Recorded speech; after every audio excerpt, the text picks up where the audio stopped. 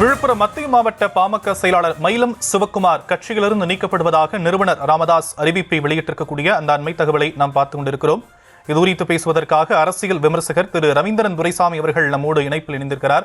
அவரிடம் பேசலாம். சார், இணைப்பில் வந்தமைக்க நன்றி.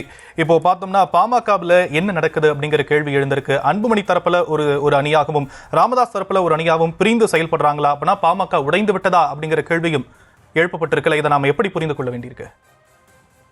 அது ஒரு ரெண்டு தலைமை இந்த பிளவுங்கிறத நோக்கி தான் அது போகுது. ஏன்னா இது நேற்று டாக்டர் அன்புமணி பற்றி டாக்டர் ராமதாஸ் பேசின பேச்சுக்கள் அன்புமணிக்கு தெரிவதாக இருந்தது. குறிப்பா பசுமன் ஐயா முத்துராமலிங்க தேவர் முக்குலத்தோர் சமுதாயத்தில் ஒரு பெரிய ஐக்கானா இருக்கிறது போல வன்னியர் சமூகத்தில் ஒரு ஐக்கானா குரு அவர்கள் உருவாகி வரக்கூடிய சூழ்நிலையில அந்த குருவுக்கு எதிராக அன்புமணி செயல்பட்டார் என்பதும் தாயாரை பாட்டிலால் வீசினார் என்பதும் போன்ற பல விஷயங்கள் அன்புமணிக்கு ஒரு லீடருங்கிற இமேஜை அடிச்சு தகர்ப்பது போலதான் இருக்குது. இன்னைக்கு அதை எதிர்கொள்ளும் விதமாக சற்று தயக்கத்தோடு அன்புமணி தொடங்கிய அந்த கூட்டத்தில் தொண்டர்களால் தான் என்னை உருவாக்கினார்கள் என்று டாக்டர் ராமதாஸை சினப் பண்ணுவது போல் தொண்டர்கள் தான் எல்லாம் என்ற ஒரு கருத்தை அன்புமணி கூறி வந்தார். ஆனால் அதே தொண்டர்கள் டாக்டர் ராமதாஸ் பெயரை உச்சரிக்கும் போது அன்புமணிக்கே இல்லாத ஒரு கைத்தட்டை அங்கு கொடுத்ததுதான் அந்த இடத்தில் பெரிய ஒரு டேர்னிங் பாயிண்ட். இந்த வகையில் இதை அரசியல் தலைவர்கள் எல்லோரும் பார்த்து கொண்டுதான் இருப்பார்கள். எனவே நாளை இந்த கட்சியில் எது முக்கியம் என்றால் சீட்டு பேரம் கூட்டணி என்பதுதான். அப்பொழுது கூட்டணி சீட்டு பேரம் என்று வரும்போது டாக்டர் ராமதாஸ் இருக்கக்கூடிய அந்த இதற்குத்தான் சீட்டுகளை கொடுக்க நிரூபிக்கப்பட்ட அரசியல் கட்சிகள் முன் வருவார்கள். அது மட்டுமல்ல, தனித்து போட்டி என்ற ஒரு சூழ்நிலை 2 பேர் எடுத்தாலும் கூட ராமதாஸ் நிறுத்தும் வேட்பாளர்களுக்கு தான் அந்த கட்சி தொண்டர்களும் வாக்காளர்களும் வாக்களிக்க வாய்ப்பு இருக்குது. அதை இன்னைக்கு கட்சியும் கூறும் விதமாக அன்புமணி கூறிய கூட்டத்தில் டாக்டர் ராமதாஸை பற்றி பேசும்போது மிக அதிக கைத்தட்டு இருந்ததே ஒரு முக்கிய காரணம். என்றாலும் இந்த ஈகோ வார் என்பது இந்த அம்மையார் திலகபாமா அவர்கள் டாக்டர் ராமதாஸின் பாமகவில் இல்லை. ஆனால் அன்புமணியின் பாமகவில் அவர் பொருளாதாரவே தொடர்வார். அதுபோல் நீக்கப்பட்டவர்கள் எல்லாம் அன்புமணியின் பாமகவில் முக்கியமாக தொடர்வார்கள். அதே வேளையில் அன்புமணி யாரையும் நீக்காமல் செயல்படுவது ஒட்டுமொத்தமாக தன்னிடம் கட்சி நாளைக்கு வரும் என்ற அடிப்படையிலும் அன்புமணி செயல்படுகிறார். இன்றைக்கு தனக்கு ஆள் சேர்க்க ரவிராஜ், மணி, பாஸ்கர் போன்றவர்கள் எல்லாம் முக்கியமானவர்கள்.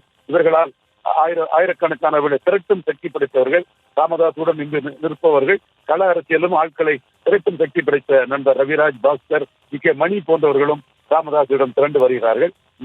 இந்த சூழல் ஒரு பிளவை நோக்கி தான் போகிறது. ஆனால் மீண்டும் நான் கூறுகிறேன், நீரடித்து நீர் விளைவதில்லை, ஒரு தாய் மக்கள் என்று இணைந்து நின்றால்தான் அவர்கள் அரசியலில் சரியாக பேரம் பேச முடியும். அல்லாவிட்டால் அந்த சூழல் ராமதாஸை நம்பித்தான் அரசியல் கட்சிகள் மதிப்பார்கள். அதுவும் தேர்ந்தெடுக்கும் அளவிற்குள்ள மதிப்பை கொடுப்பார்களா என்பது மிகப்பெரிய கேள்விக்குறி.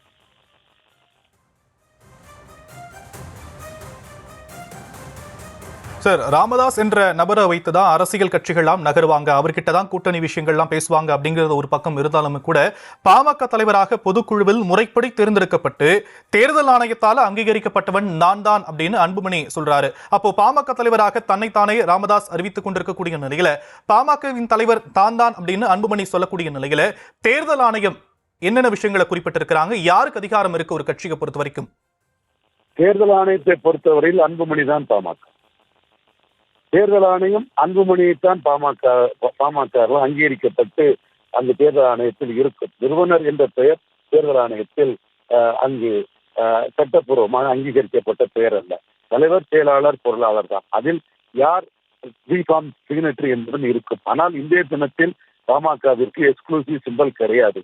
பாஜகவுடன் கூட்டணி அமைந்தால் தான் தேர்தல் ஆணையம் அதை கண்டும் காணாமலும் மாம்பழம் சின்னத்தை தொடர்வார்கள் என்ற சூழ்நிலை தான் அங்கு இருக்கிறது. பாஜகவுடன் பாமக கூட்டணி தொடர்வதற்கு காரணம் அங்கீகாரம் இழந்த நிலையிலும் அவர்களுக்கு கிரேஸ் பீரியட் நீட்டிக்கப்பட்டு சிம்பல் கிடைப்பதற்கு தேர்தல் ஆணையம் உதவுவதும் ஒரு காரணமாக இருக்கிறது. தேர்தல் ஆணையம் பொறுத்த அளவில் பாமக என்றால் அன்புமணி என்றாலும் அரசியல் கட்சியை பொறுத்தவரையில் யாருடன் கூட்டணி சேர்ந்தால் நமக்கு வாக்கு வரும், யாருடன் கூட்டணி சேர்ந்தால் தொண்டர்கள் உழைப்பார்கள் என்ற அடிப்படையில் அதில் முதன்மையானவராக அரசியல் கட்சிகள் மதிப்பது டாக்டர் ராமதாஸ் அவர்களை தான் என்று நான் நம்புகிறேன்.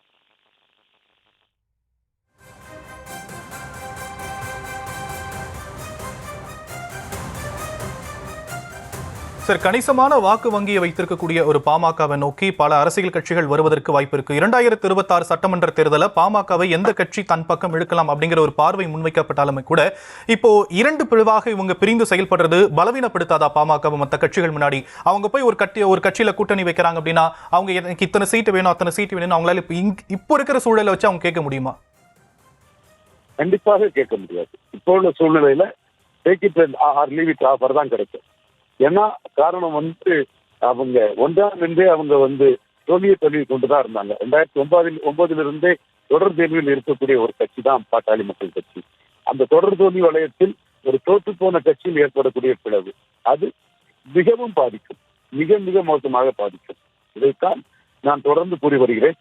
அவர்கள் யாரும் அதை உணரவில்லை. ஈகோ யுத்தத்தில் அவர்கள் போய்கொண்டிருக்கிறார்கள்.